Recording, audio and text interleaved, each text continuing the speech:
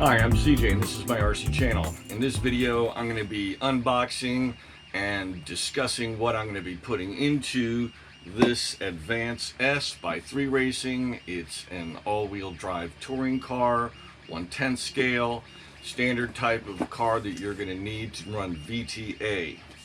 VTA stands for Vintage Trans Am. It's a limited class. They don't run on the fastest of motors. The idea is to create a level playing field-ish that is a little more realistic to the old 60s muscle cars, and that's the type of bodies you have to run. So I'm going to be running a 1971 Camaro Z28 body. Always like these, the shark nose. I'm going to go with a very traditional style of paint scheme, probably one solid color with a pair of racing stripes front to back, that kind of thing. Nothing too flashy or crazy, trying to keep it true to the period.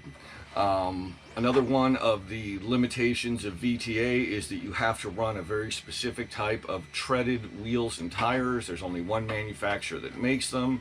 Again, the idea is to try to kind of limit the car's performance envelope and create a more level-ish playing field for racing. And it's a lot of fun. It's a great class. A lot of people race it, and it's very popular.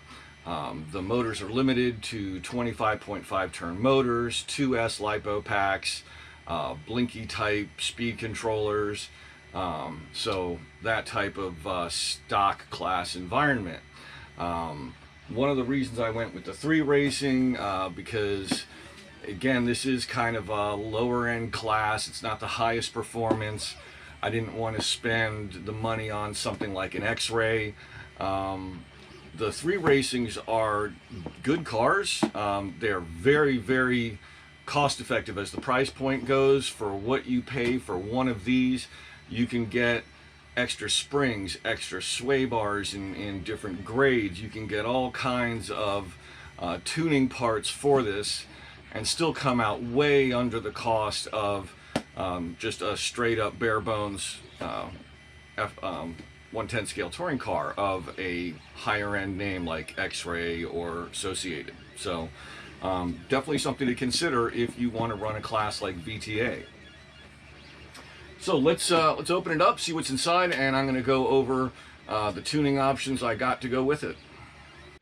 There was a problem with my camera and some of the video files were corrupted. I lost the unboxing footage and the layout of the extra parts I purchased, and the first couple steps in the assembly, consisting of the assembly of the rear differential. I purchased some items to aid in tuning the car's handling, and some spare parts to have on hand in the event of crash damage or failure. I purchased a roll bar set, a spring set, spare A-arms, spare steering knuckles, and a spare pair of drive belts. I began the assembly by opening bag 1 and organizing all the parts. Those parts that were attached to a plastic parts tree were cut free and trimmed as needed.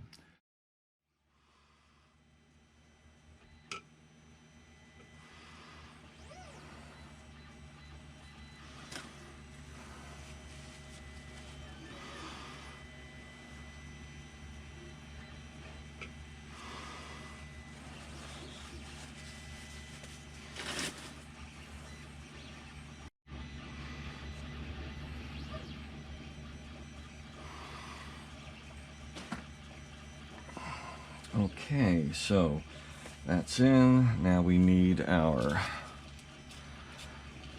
paper gasket.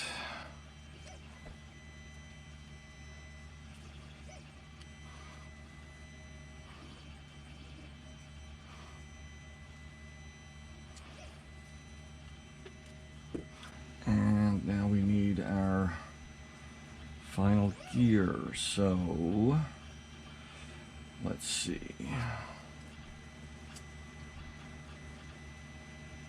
Gotta make sure we get the right one.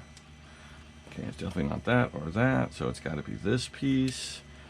We've got our out drive, We need a shim.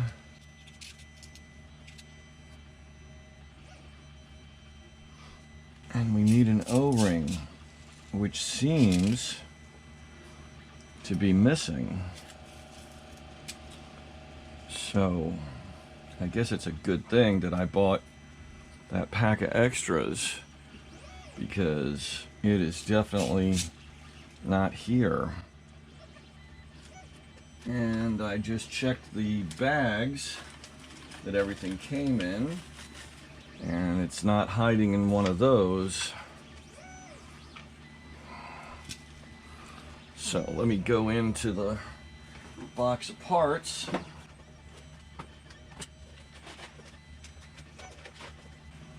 Yep, and P5 O-ring, P5 O-ring. So I have the correct O-rings, they're just a different color.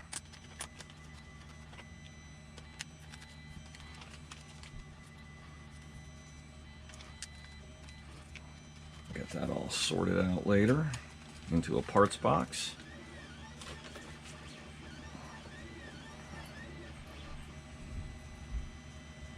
Oh, wait a minute, there's my O-ring. It was hiding inside the end piece here along with a couple bolts. Great.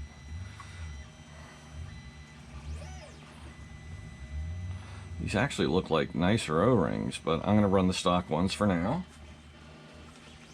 Next time I do a rebuild, maybe I'll swap them out.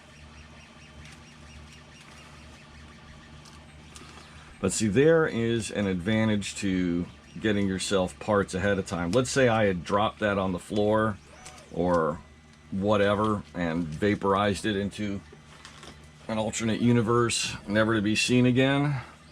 Having that little pack, you know, would have kept me from grinding to a complete halt on my build.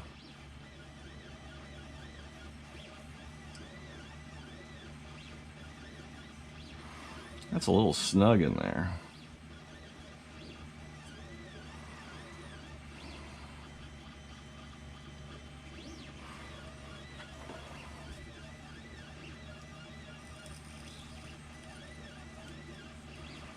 I think there's a little flash from the molding process. There we go. Oh, that's much better. Yeah. You never want stuff like that. Anything that can cause you or cause the car to have binding, anything that would slow down the action of your drivetrain. It does a lot more than just cost high speed. I got into a discussion in the comment section with a gentleman who didn't think that it was worth putting ceramic bearings on modified cars because they have so much power. And it's not just the power that is going to be impacted, the top speed that's going to be impacted. Anything that wears on the drivetrain is going to, that's going to put more strain on the motor, and that's going to, you know, that's heat, that's impacts, you know, your ESC, it impacts your runtime for a given battery pack. There's a lot that comes into play there, so anything that you can do to smooth out the action of your drivetrain is going to be a benefit. Anything that reduces friction. You don't reduce friction by adding power. You reduce friction by, you know, better bearings, better lubricant, lubricant where there is none, making sure tolerances are correct, things like that.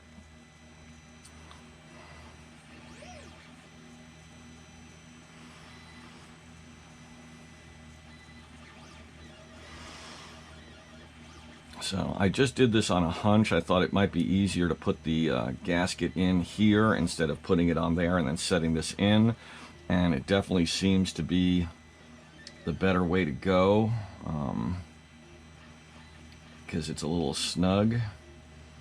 And by doing it this way, I am making sure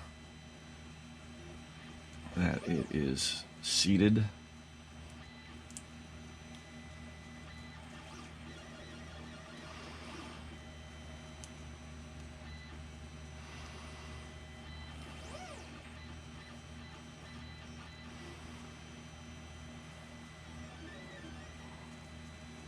So when I screw the top down here, this will fully seat that, but getting it down into that space there was definitely a lot better than trying to cram it on from above. It could have damaged the gasket.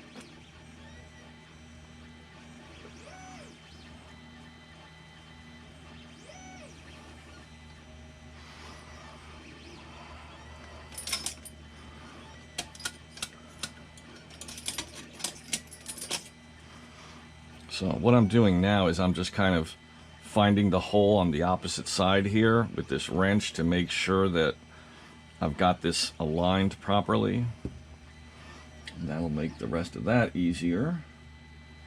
Notice how the holes in the paper gasket are smaller than these holes. I'm going to try putting the screws in, but I may have to take this off and use the X-Acto knife to enlarge those holes a little bit. And these are the 2.5 by 8s. So that's going to be these.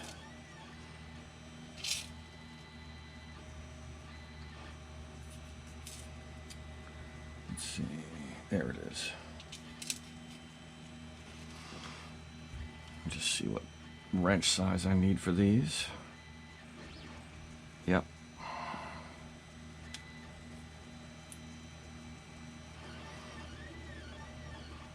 No, that's not going to go. I'm going to need to widen those out a little bit. Damn, that's too bad.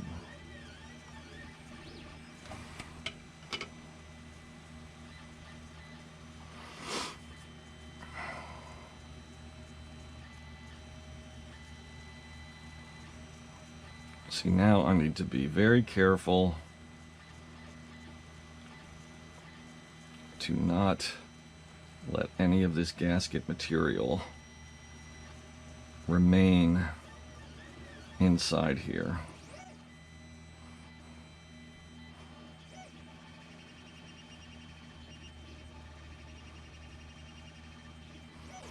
And see, what I'm doing is I'm only cutting on the downstroke.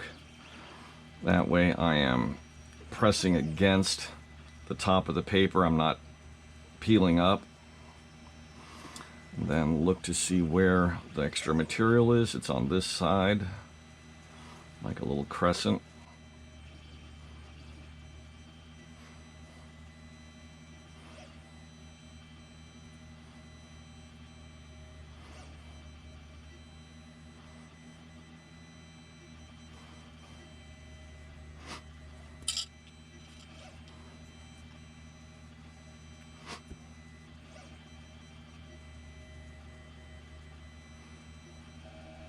I probably could have crammed the screws through, but that wouldn't be a good way to go, so don't do that.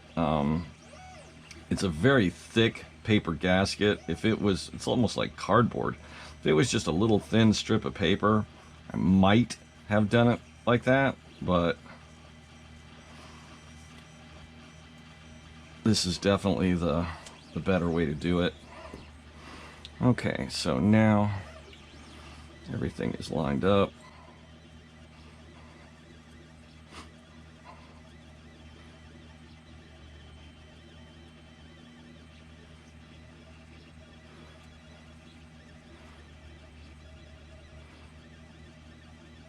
I'm not going to try to tighten it all the way right away.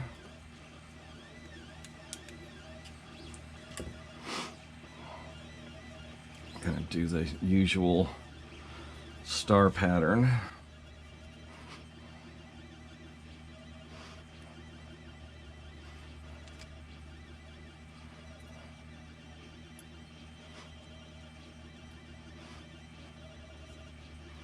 And remember, with diffs, when you're dealing with plastics, do not over tighten.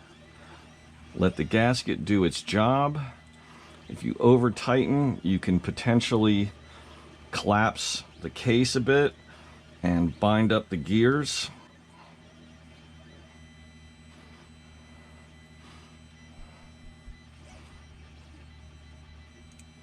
So kind of do it in steps. Check the diff as you go. Okay, that's a nice smooth diff action there. Very nice.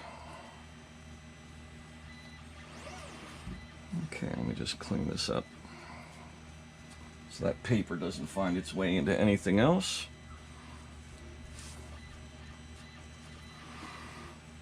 So, one diff done.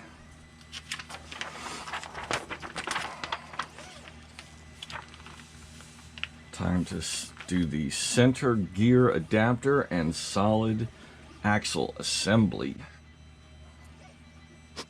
So, see, we're going to start with this. Okay, one side is as good as the other. We're going to need that and this, and we're going to need a pair of bearings,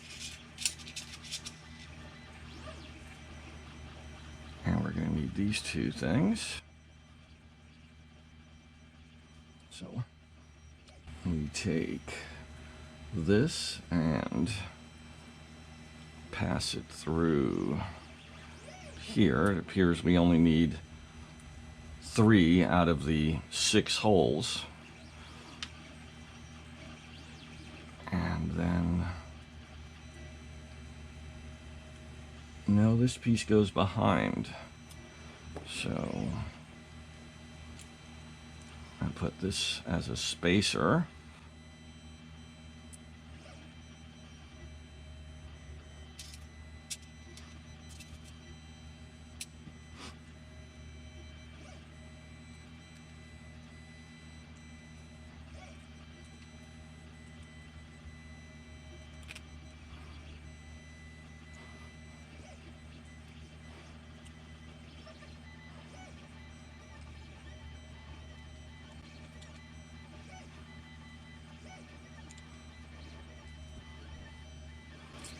Okay, so, and we're going to take a bearing, put it over here. Let's see, that's, okay, so this side gets the B piece. There's a letter right there. We have A and B, and in the directions you can see we have B for this side. It goes over the reese of the bearing. We're going to do the same thing on this side with A over there. And then we're going to take our 2 plastic out drives and our 2 M3x14s.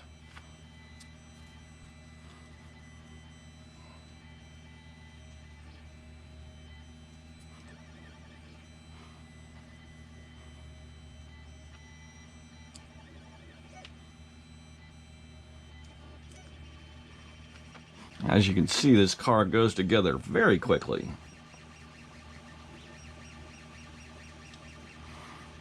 Okay, so there is our solid front axle assembly. And these little things are pointers. They are going to help us adjust the height of our front axle. We don't have a differential. If we did, it would be adjusting the diff height. But this is going to, as you can see, these are concentric plastic fittings, and we're going to be able to rotate those within the mounting assembly, and that will raise or lower our solid axle. It will also tighten our belt. It may be more for that purpose. I don't know, but we will get into that. So,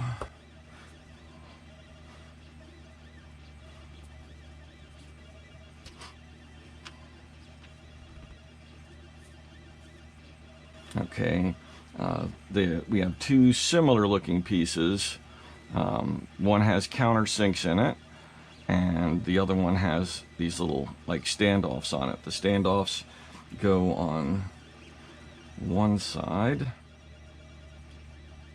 I'll just slide those in like that. And then this side gets this one. We need to line those up. And we need to put in 3 of these. Let's see, we've got a couple of different sizes here.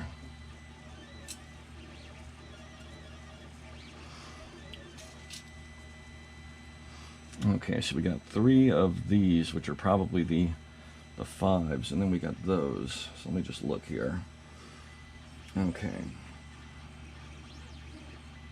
Okay, so the shorties right here are to attach these 2 rings that have these little locking pieces on them.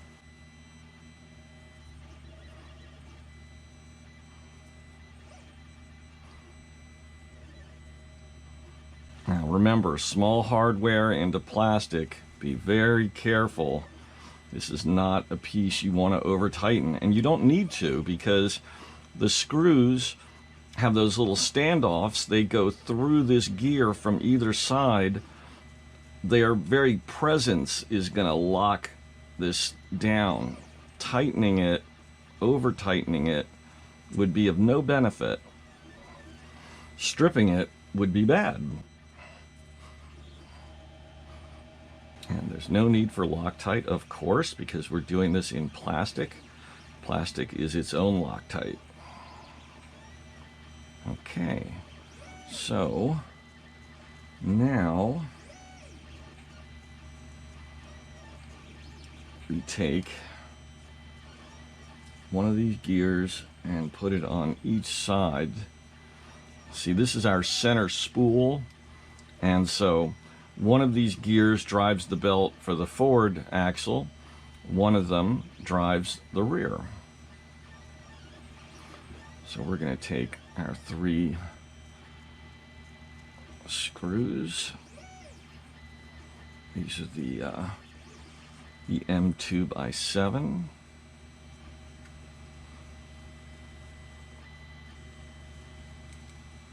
And again, over tightening these is not worth it if it strips them, and there's not a lot of material for them to screw into, so use caution.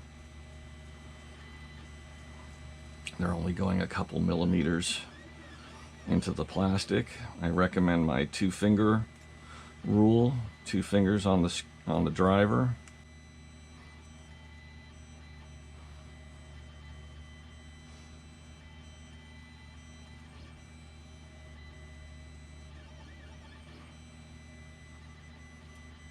And again, I'm just flying through this assembly. This car could go together in an evening, potentially. It'll probably take more time to paint the body. That's an exaggeration, I'm sure. Okay.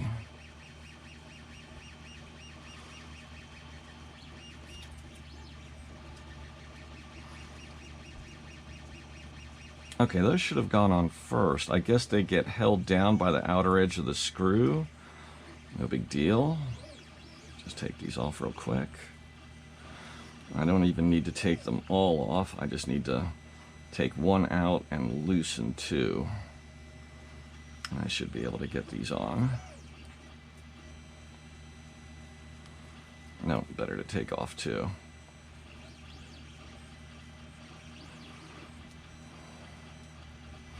That was weird. Look from the directions like they went on after the fact, but they don't. It is kind of an odd piece. There's a lot of layers where it looks like these things could have just been molded as a single piece, some of them, but I think what they're doing is they're, like this gear here probably gets used in several different kits.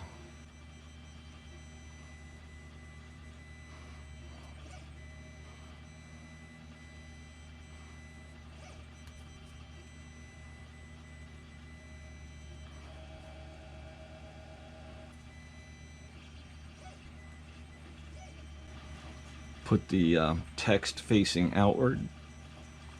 That'll help you identify what direction this goes on.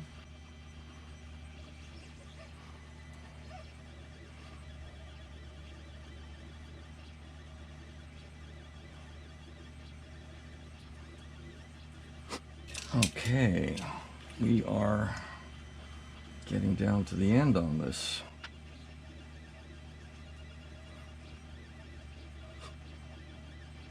Not sure where that second set of big bearings is going to come into play, but we'll find out.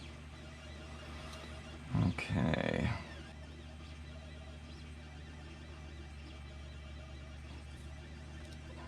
Just push that bearing in. One on this side.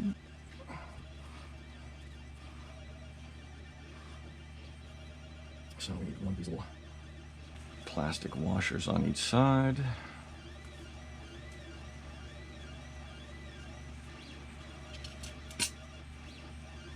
One of these little guys on each side. And they get attached like so. Now that is metal on metal, so I will put a little bit of thread locker on there.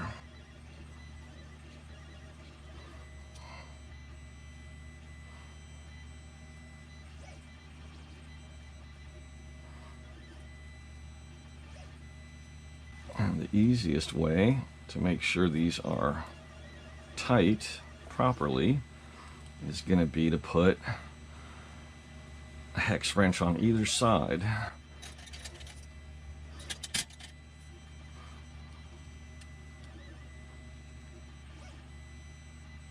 That should be good. I'll loosen that a little bit.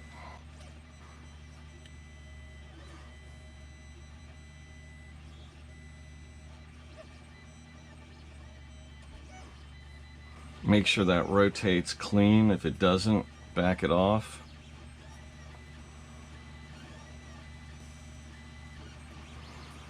Okay, that's our gear assemblies all done. So now we're going to go ahead and start into front end suspension.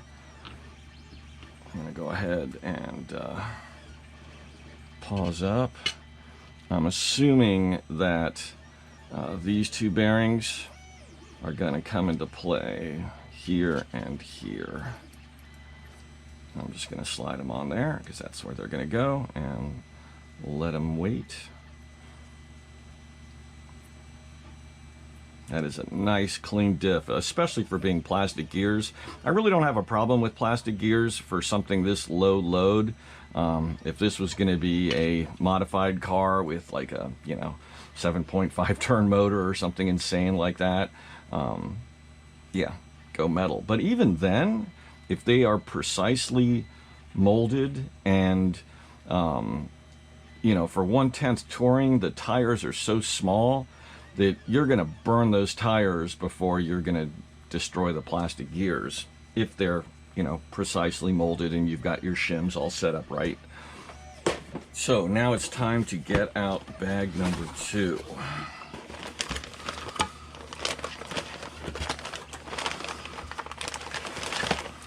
Which is our chassis. And that's where our A-arms are.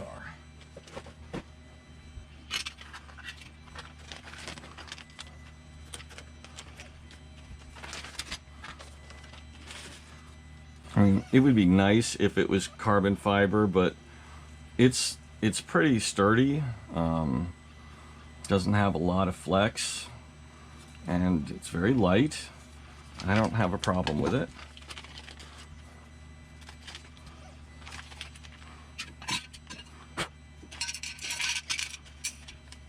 Okay, I got some parts to trim. Always check your bags to make sure that something isn't stuck in a corner or something.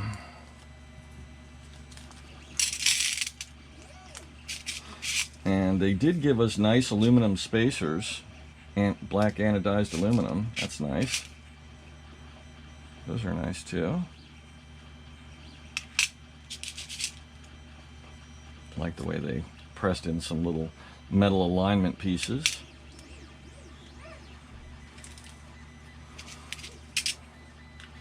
Okay, I'm going to pause up, trim these and clean them.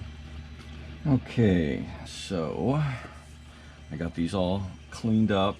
I was checking the resistance here, and these aren't very smooth. Now it's a 3mm, and I've got a 3mm reamer as well as others, but I also checked here, and these they're not like overly loose, but they do move very smoothly. So I don't think it's going to be necessary to ream these out, because it doesn't matter if the arm is a little sticky on the kingpin, if the kingpin is able to move very freely on the two outer points. And that is good, actually, because the points of rotation, the further apart they are, the less movement you're going to get, jiggling, any slop. The closer it is together, the more likely that you're going to be able to make something wobble, and we don't want that. So we'll start with that as is. Let's start by getting our two droop screws into place. I am not going to worry about tightening them down overly far. I'm just going to get them in place, and when I first put this on a tuning board, I'll sort all that out. So let's just assume that that's front. So these are basically, you know, left is right and right is left. There is no left or right. These are I wouldn't say ambidextrous, but it's symmetrical. It can be used to either side. The same arm.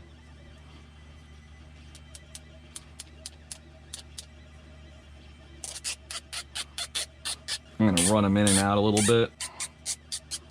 Make sure the threads are cut well so that it's easier to make adjustments on these.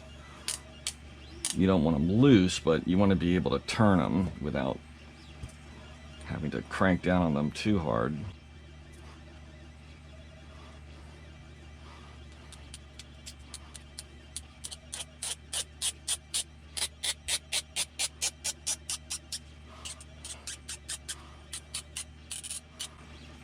Okay, call that done.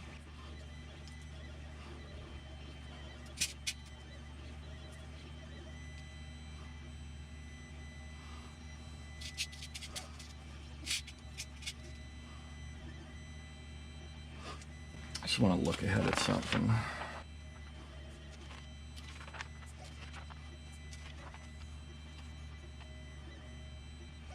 Well, I'll wait and see what happens. Here's what I'm thinking. Okay, this is our lower sway bar mount, and a ball socket is going to plug in here. It's going to snap in. You got to press it in, and when these are two different kinds of plastic. That's why it's two pieces. This is a very rigid, hard plastic. This is a softer plastic, more flexible. You wouldn't be able to get a ball socket into this material. My only concern is that when I put this in here, am I going to have enough room? Is that going to be able to flex in that socket to press a ball stud in there without having to take these back off again? But I will find out at that time.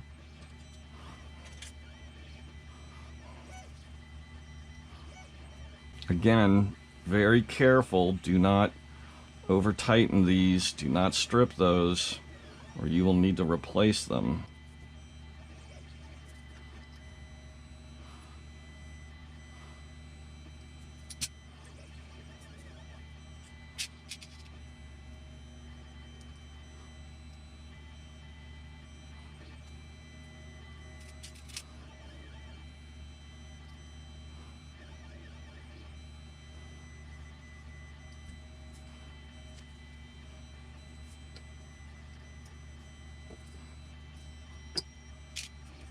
Okay, all these ball studs are the same size.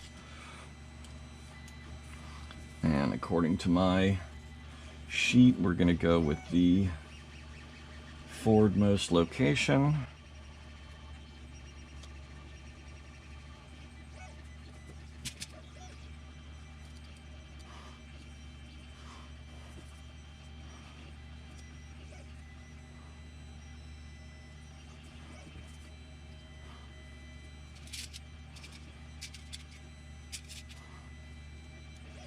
And we go number 2 and number 2, so out, out.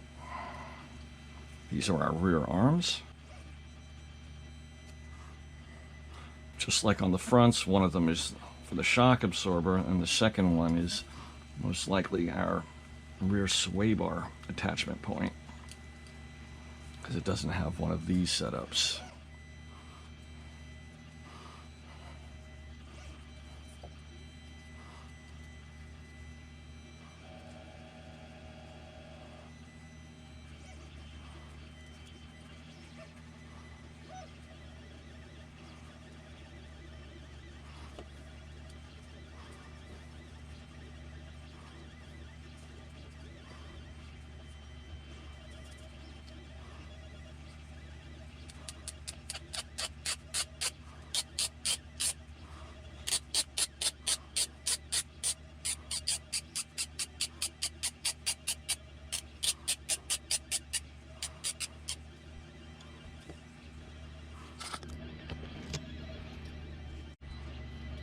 Wanted to zoom in a little bit better for you.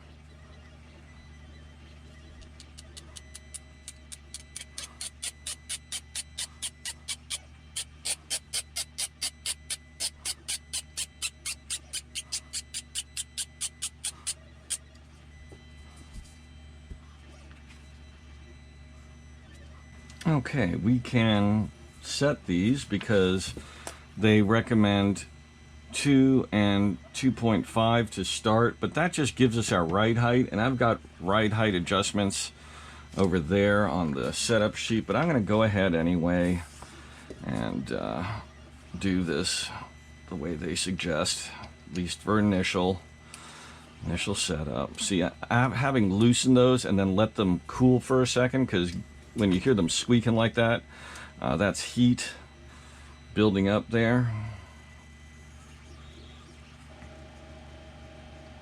So that's almost right on the dot, 2.5.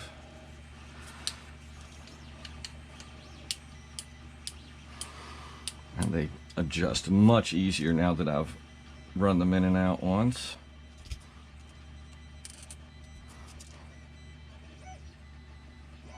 There we go.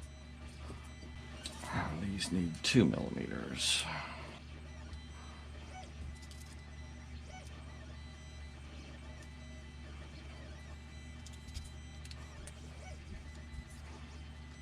Okay.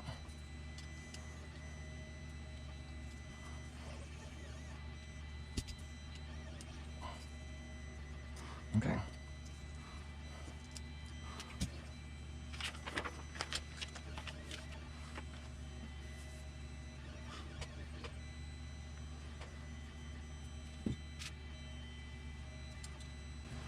So we need to put a pair of those in on either side.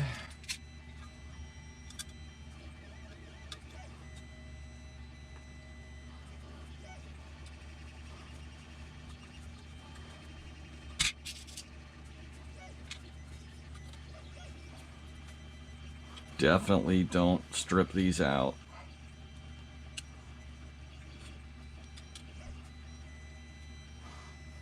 Open end faces forward. These are our rear attachment points for our swing arms.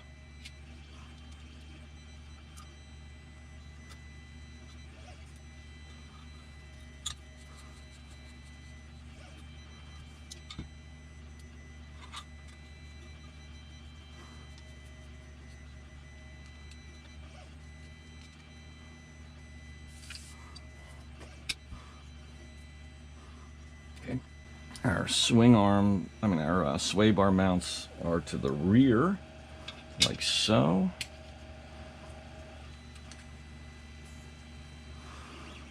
we need a 1mm spacer. Oops.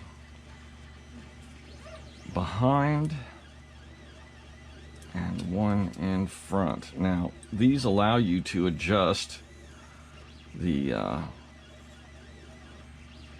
length of the wheelbase. You could use like a half in front and 1.5 at the rear, whatever changes you wanted to make.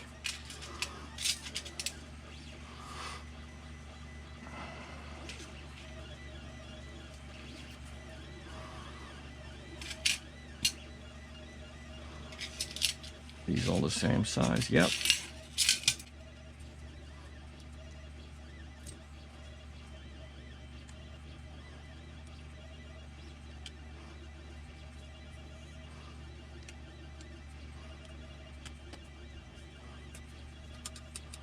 Nice and smooth. And 1 3x6 from below to anchor our front bar.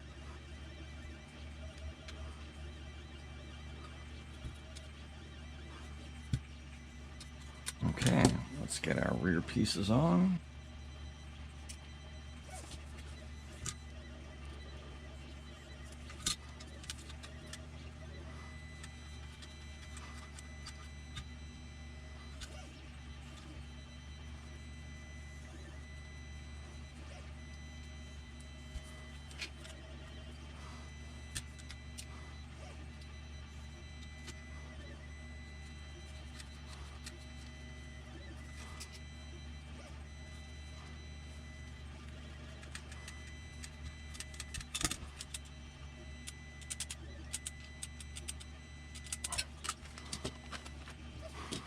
Okay.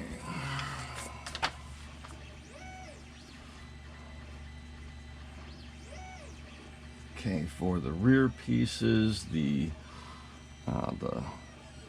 closer ball stud faces to the rear, or to the center of the car, to the front.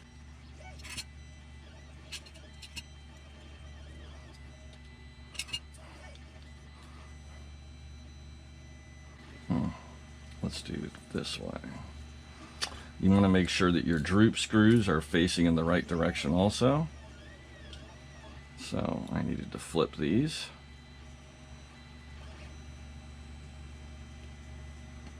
There we go.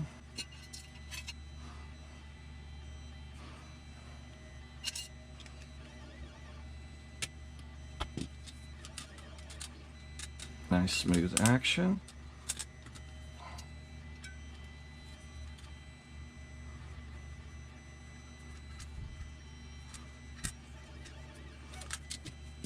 Okay, there we go.